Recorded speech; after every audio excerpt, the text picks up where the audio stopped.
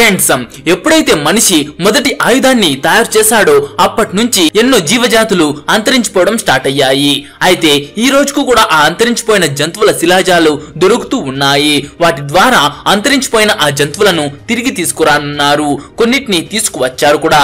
అయితే ఇప్పుడు ఈ వీడియోలో మనం తొందరలో భూమి మీదకు రాబోతున్నటువంటి అంతరించిపోయినటువంటి జంతువులను చూద్దాం. అయితే ఈ వీడియో చాలా ఇన్ఫర్మేటివ్ గా అండ్ ఇంట్రెస్టింగ్ గా కూడా ఉంటుంది. ఎక్కడ స్కిప్ చేయకుండా లాస్ట్ వరకు తప్పకుండా చూడండి. అండ్ ముఖ్యంగా ఈ వీడియోకి ఒక లైక్ చేసి మీ ఫ్రెండ్స్ కు తప్పకుండా షేర్ చేయండి.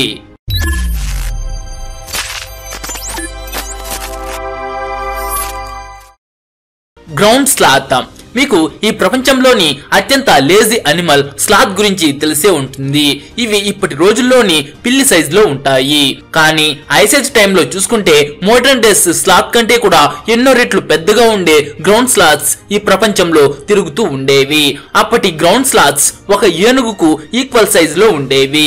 గ్రౌండ్ స్లాత్ ఒక హెర్బివోరస్ అనిమల్. ఇది చాలా మటుకు వుడ్ ల్యాండ్స్ మరియు గ్రాస్ ల్యాండ్స్ లో ఉండడానికి ఇష్టపడుతుంది. అందువల్ల దీని ప్రిజర్వ్ ఫ్రోజన్ బాడీ అంటూ స్పెషల్ గా ఏమీ దొరకలేదు.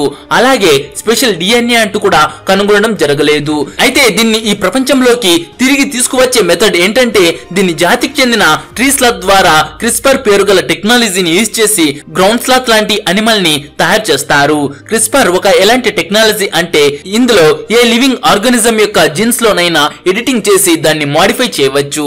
అలా మాడిఫై చేసి ట్రీ స్లాత్ ద్వారా గ్రౌండ్ స్లాత్ ను పుట్టించడానికి చూస్తున్నారు. థైలకైన్. కుక్క, పులి మరియు కంగారు లాంటి జంతువులను కలిపితే వచ్చే హైబ్రిడ్ ఎలా ఉంటుందో ఒకసారి ఇమాజిన్ చేసుకోండి. అవునండి, థైలకైన్ అచ్చం అలాగే కనబడేది. ఇవి ఆస్ట్రేలియాలో ఉండేవి. ఎప్పుడైతే డింగో పేరు గల డాగ్ బ్రీడ్ ని మనుషులు ఆస్ట్రేలియాలో ఇంట్రొడ్యూస్ చేయడం జరిగిందో అప్పుడు థైలకైన్ కాంపిటీషన్ కారణంగా ఆస్ట్రేలియా నుంచి 3000 సంవత్సరాల క్రితం అంతరించిపోయింది. కొద్ది శాతం వాటిని వేటాడి అంతరించిపోయేలాగా చేశారు.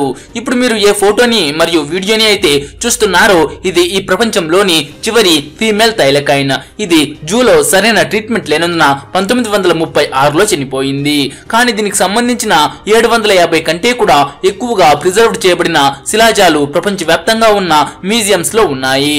అలాగే కొన్ని యంగ్ థైలకైన్స్ ని తల్లి గర్భంలో నుంచి బయటకు తీయడం కూడా జరిగింది. అవి ఈ రోజుకు కూడా ఇథనాల్లో ప్రిజర్వ్ చేయబడి ఉన్నాయి. అందువల్ల 2018లో దీని జీనోమ్ ని పూర్తిగా సీక్వెన్స్ చేయడం జరిగింది. జీనోమ్ అంటే ఎటువంటి కలెక్షన్ ఆఫ్ డిఎన్ఏ అంటే ఏదైనా లివింగ్ ఆర్గానిజం ఏ విధంగా డెవలప్ అవ్వాలి అనేది ఈ జీనోమ్ డిసైడ్ చేస్తుంది. అయితే ఫ్యాట్ టైల్డ్ డున్నాట్స్ ఇది థైలకైన్ తో 95% జెనెటికల్ గా సిమిలర్ గా ఉంది. దీని ఎంబ్రియోలో 5% థైలకైన్ యొక్క జీనోమ్ మరియు క్రిస్పర్స్ ని యాడ్ చేసి థైలకైన్ ని డెవలప్ చేస్తారు. చాలా తొందరలో వీటిని ఆస్ట్రేలియాలోని అడవుల్లో రీఇంట్రొడ్యూస్ చేయడం కూడా జరుగుతోంది. Woolly rhinoceros. ఈ రైనోస్ ఐసిస్ లోని చల్లటి ప్రాంతాల్లో ఉండేవి. అందువల్ల వీటి బాడీ పైన చాలా ఎక్కువగా హెయిర్ ఉండేది. దానితో పాటు వీటి సైజ్ కూడా చాలా పెద్దగా ఉండేది. అందువల్ల woolly rhinoceros modern days rhinos కంటే కూడా ఎన్నో రెట్లు డిఫరెంట్ గా కనిపించేది. కానీ ఎప్పుడైతే ఐసేజ్ అంతమైందో అప్పుడు క్లైమేట్ చేంజ్ మరియు మనుషులు వేటాడడం వల్ల ఊలీ రైనోసార్స్ అంతరించిపోయాయి. అయితే వీటి బాడీస్ ఈ రోజుకు కూడా సైబీరియాలోని చల్లటి ప్రాంతాల్లో దొరుకుతూ ఉంటాయి. కానీ ఇప్పటి వరకు ఒక special high quality genetic material ని కూడా పొందలేకపోయారు. అందువల్ల దీన్ని తిరిగి ఈ ప్రపంచంలోకి తీసుకువచ్చే అత్యంత ఈజీ మెథడ్ ఏంటంటే, ఇండోనేషియాలో కనబడే వీటికి చాలా దగ్గర సంబంధం ఉన్నటువంటి సుమత్రన్ రైనోసార్స్ ని యూజ్ చేయడం. దీని బాడీ పైన ఊలీ రైనోసార్స్ కి ఉన్నంత హెయిర్ అయితే ఉండదు. అయినప్పటికీ దీన్ని సెలెక్టివ్ బ్రీడింగ్ చేసి ఊలీ రైనోసార్స్ లాగా ఒక ఎనిమల్ ని తయారు చేయవచ్చు. అయితే ప్రాబ్లం ఏంటంటే, సుమత్రన్ రైనోసార్స్ ఈ ప్రపంచంలో 50 కంటే కూడా తక్కువగా ఉన్నాయి. చాలా తొందరలో వీటి పాపులేషన్ ని కంట్రోల్ చేసి పెంచకపోతే బహుశా ఇవి కూడా అంతరించిపోవచ్చు. అప్పుడు ఊలీ రైనోసార్స్ ని ఈ ప్రపంచంలోకి తీసుకురావడం అనేది కలగానే మిగిలిపోతుంది. క్వాగా. చూడ్డానికి ఇది ఒక గుర్రం మరియు జీబ్రా యొక్క హైబ్రిడ్ లాగా అనిపిస్తూ ఉండవచ్చు. నిజానికి ఇది జీబ్రా యొక్క ఉపజాతి. వీటికి ఉన్న యూనిక్ స్ట్రైప్స్ ప్యాటర్న్ కారణంగా పూర్తిగా డిఫరెంట్ గా కనిపిస్తాయి. ఎప్పుడైతే డచ్ మరియు బ్రిటిష్ కాలనీస్ సౌత్ ఆఫ్రికా వచ్చారో అప్పుడు వాళ్ళు లిమిట్ కంటే ఎక్కువగా హంటింగ్ చేసి క్వాగాలను 1878లో ఈ ప్రపంచం నుంచి అంతరించిపోయేలాగా చేశారు. అయితే అవి అంతరించిపోయినటువంటి 100 సంవత్సరాల తర్వాత 1987లో క్వాగా ప్రాజెక్ట్ పేరుతో క్వాగాని తిరిగి తీసుకువచ్చే ప్రాసెస్ ని స్టార్ట్ చేశారు. ఇందులో వీటి closest relatives play giant zebras ని సెలెక్టివ్ బ్రీడింగ్ చేయడం జరిగింది. ఆ రిజల్ట్ ద్వారా ఇప్పటి వరకు ఈ ప్రపంచంలో దాదాపుగా 150 కంటే కూడా ఎక్కువ క్వాగా లాంటి జీబ్రాస్ ని ప్రొడ్యూస్ చేయడం జరిగింది. ఇక వాటిలో 12 నుంచి 15 క్వాగాలను వాటి న్యాచురల్ హ్యాబిటెంట్ లో ఇంట్రొడ్యూస్ చేయడం కూడా జరిగింది. డోడో పిజియన్స్ నుంచి ఎవాల్వ్ అయ్యింది. డోడో బ్రెయిన్ లో భయం అనేది అస్సలు ఉండదు.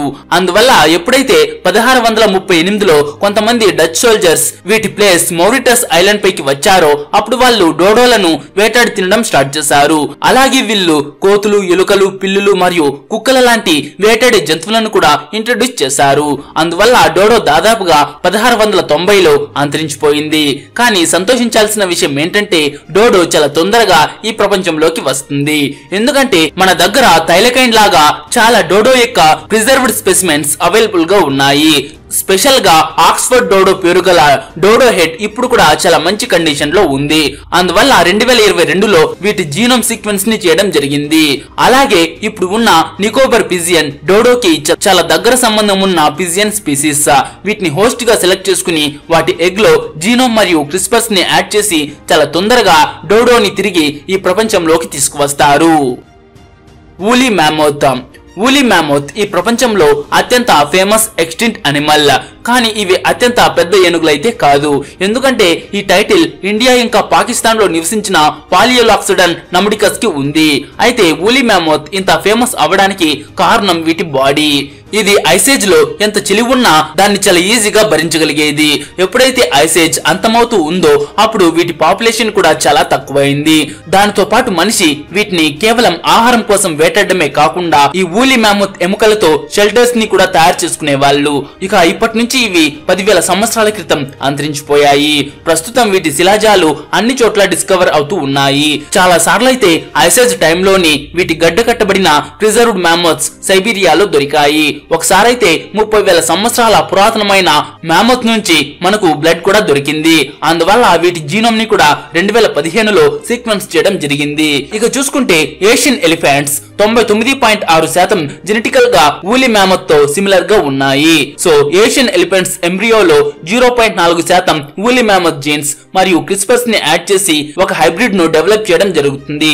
తర్వాత ఆ హైబ్రిడ్ ని సెలెక్టివ్ బ్రీడింగ్ చేయడం ద్వారా అచ్చం మ్యామోత్ లాంటి ఎలిఫెంట్ తిరిగి ఈ ప్రపంచంలోకి దాదాపుగా 2027 నాటికి వస్తుందట. అయితే ఈ థైలకైన్ డోడో మరియు మ్యామోత్లను తిరిగి భూమి మీదకి తీసుకువచ్చే ఒకే ఒక కంపెనీ ఏంటంటే కొలోసల్ బయోసైన్సెస్ పేరు గల కంపెనీ. వీళ్ళ ఈ ప్రయత్నాలు తొందరలో విజయవంతం కావాలని మనమందరం కోరుకుందాం. అయితే ఈ వీడియో మీకు నచ్చింటే ఒక లైక్ చేసి మీ ఫ్రెండ్స్ కు తప్పకుండా షేర్ చేయండి.